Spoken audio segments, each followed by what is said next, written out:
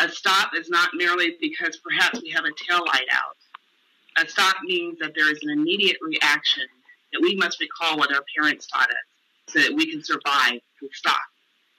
I do not mean to suggest that all police officers are bad actors.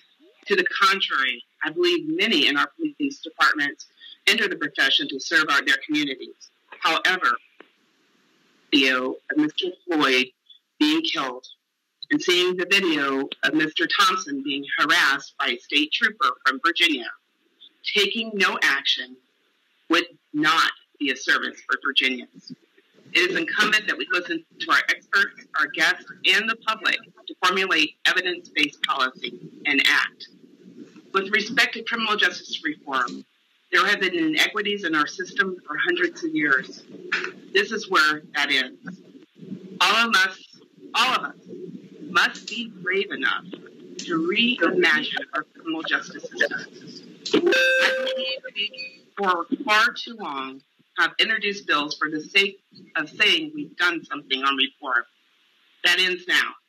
It is no longer acceptable to introduce and pass something that results in inequities and leave people behind. It is time for us all to open our minds and ears to all sides of the debate and pass laws that are evidence-based and reach a more equitable result. Thank you, Chairman Ho. Thank you, Madam Leader, for those remarks. Before we begin, I'd like to explain the ground rules for testimony on the matters before us today. Our committees have had a long history of being courteous, respectful, and civil to one another, and while we may have different views on a wide range of topics, we have always maintained a high level of decorum and respect in civil discourse, and I expect that to continue. To those watching the webcast, I want to thank you for joining us today. We really want to hear from you. We listen to you and we take your views very seriously. Your input is welcome and important to us. Viewpoints should be made concisely and respectfully, and comments should be directed to the chair at all times. To the extent possible, we have tried to provide for the expression of a variety of viewpoints by balancing the number of speakers in favor and those opposed. To move through the agenda in an efficient manner, and if you've looked at the agenda, we have quite a full schedule today, I've asked all speakers to limit their comments to a certain amount of time. To be fair and respectful to everyone, we are using a timer. I will call out when 30 seconds remain for each presenter and ask that you wrap up your comments up at that time. To members of the public offering testimony today, staff will bring you into the meeting room when I call your name to speak. Not surprisingly, we had more speakers sign up than we have time for today. The good news is we have 2 other hearings. Those selected should have an email sent to them with a special link to join the meeting to get to the speaker's queue. I ask that you look for that email. When doing so, when you present, please turn on your camera and microphone, identify yourself and whether you represent any particular group, and please speak for no more than 3 minutes. While I don't anticipate it to be an issue, failure to adhere to any of these guidelines may result in a caller being excused from the meeting. For members of the committee, I would ask that you raise your hand, the raise your hand feature that is in the Teams button, the bar in the middle of the screen. If you don't have one, please make sure you get my attention. But after each speaker, I will look at that screen to see who has raised their hand, and I will call on those who have gotten in the queue first. If you don't have that feature, please get my attention after all the other folks that have been asked to speak. Now, if there are no other questions at this time, I will call the first speaker. Colonel Gary Suttle from the Virginia State Police. Welcome. Thank you for being here.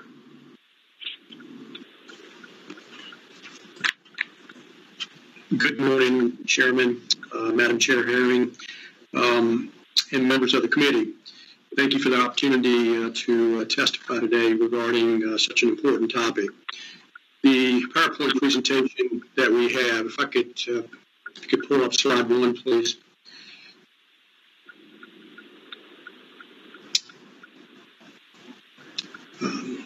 Slide 2, please, I'm sorry.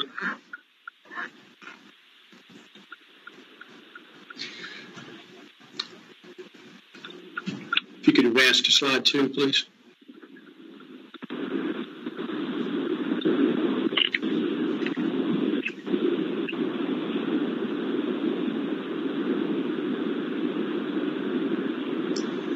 Mr. Chair, we're working on that. If you'll just give us a moment, please. Thank you.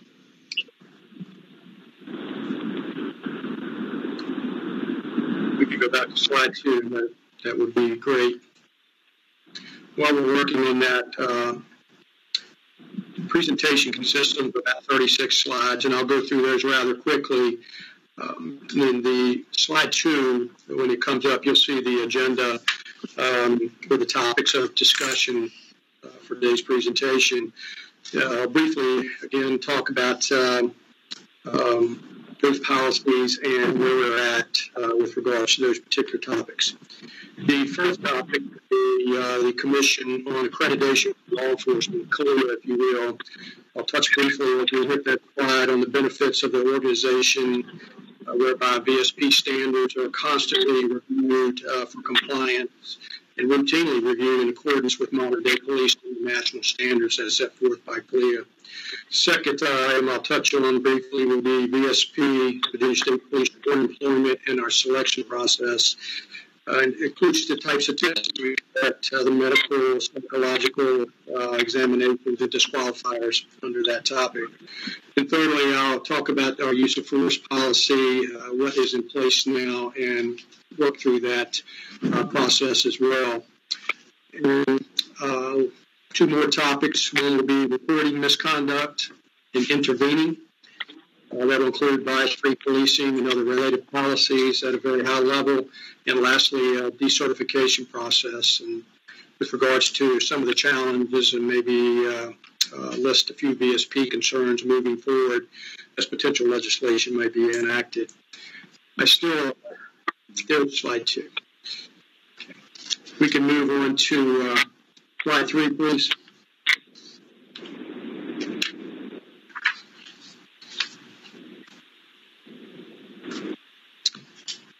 We're on slide 4, but I'll marry the two.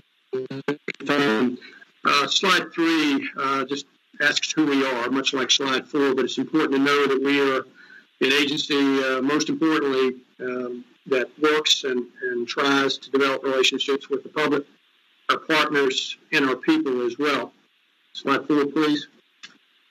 And with that in mind, which leads us to our mission statement, building public trust by securing the Commonwealth through leadership, collaboration, and community engagement.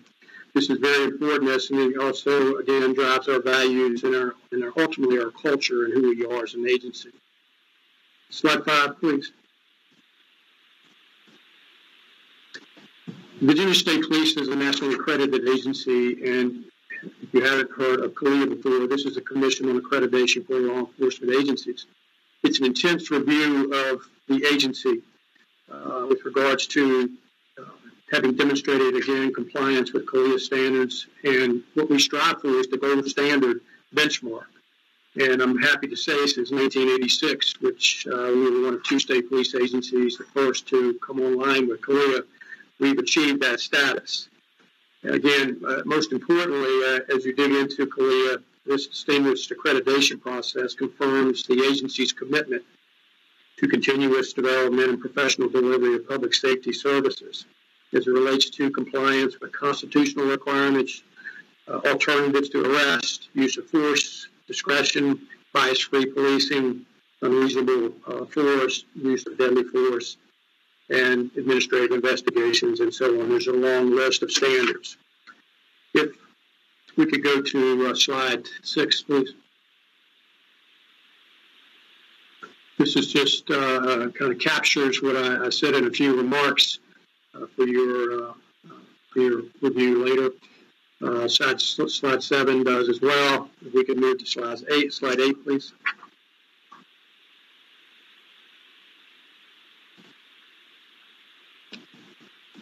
Slide 8, sworn employment and selection. On average, the process for hiring a Virginia State Trooper, by the time we start the process and they walk into the training academy, it's about 4 to 6 months.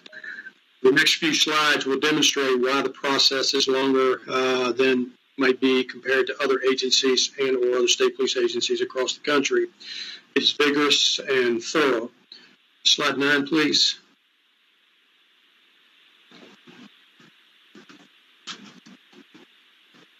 You will see on the slide here, of course, we jumped to 10 there, but anyway, slide 9 covers just some of the basic processes on the front end. Of course, we advertise our jobs on Virginia Jobs on the website that you see on the screen.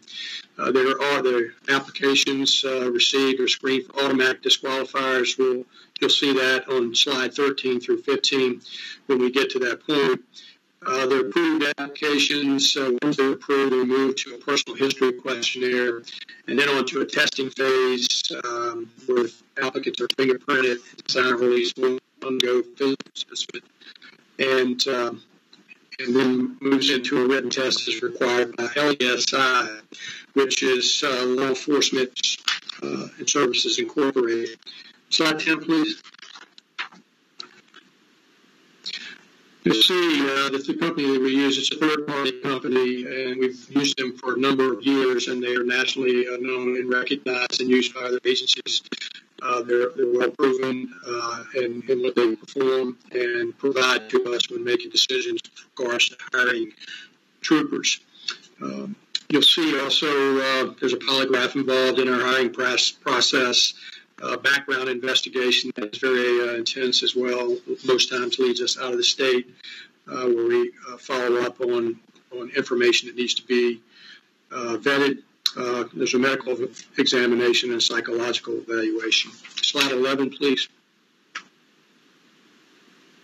This I won't go into in depth. This just talks about the LESI pre-employment assessment process and its assessments. It's different types of measures that it provides us for making predictions and recommendations and measuring a particular candidate as to whether or not they are suitable for law enforcement.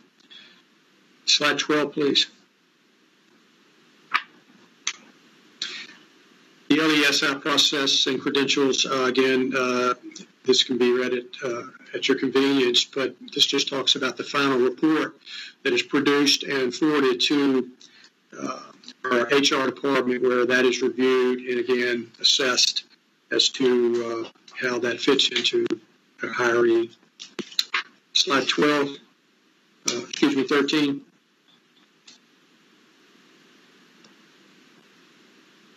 I mentioned earlier sworn disqualifiers, and slide 13, 14, and 15 have a number of disqualifiers.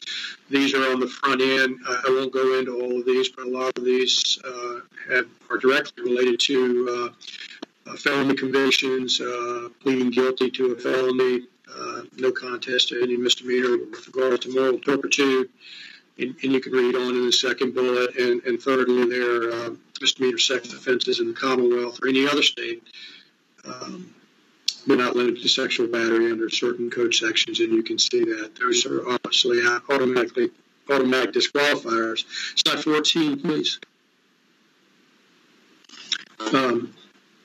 More of the disqualifiers listed. These have to do with, again, sex offender registry and a conviction thereof, use of certain drugs, Schedule 1 and Schedule 2. Slide 15. Again, a few more disqualifiers. Slide 16, please. This is the next few slides. Actually, will be slides 16 through 27.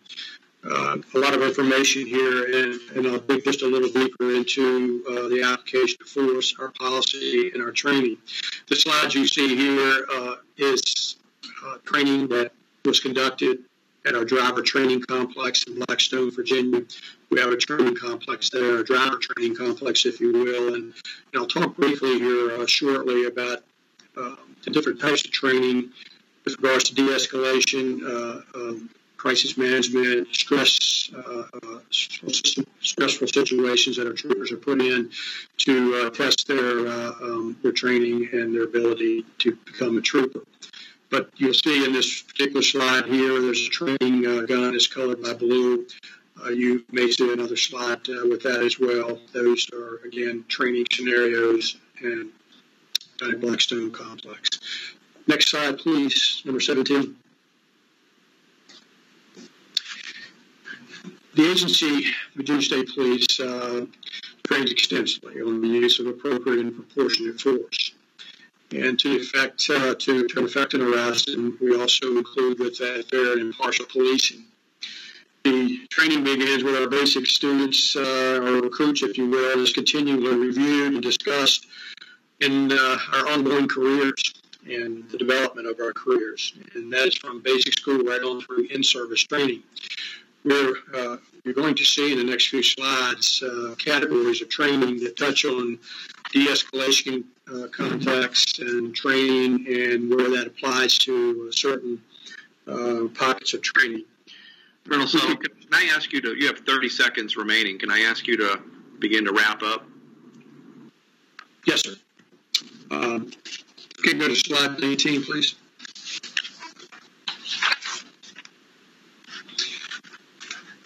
I'll wrap up while we're going here in regards to our policy. When we have a use of force policy, when we have a use of force, there's the policy automatically kicks in where supervisor is contacted and immediately responds to the scene. And you'll see in the PowerPoint later on, obviously I won't have time to get to that, but the different situations where we respond to use of force situations. And that's where photographs are taken, all witnesses are interviewed, all evidence is secured, in-car camera footage, and so on, to make recommendations up through the chain of command. And it's a multi-layered, about five to six different levels of review and recommendation. Thank you, Colonel Suttle. Thank you, Colonel Suttle. I'm going to ask members if they have any questions to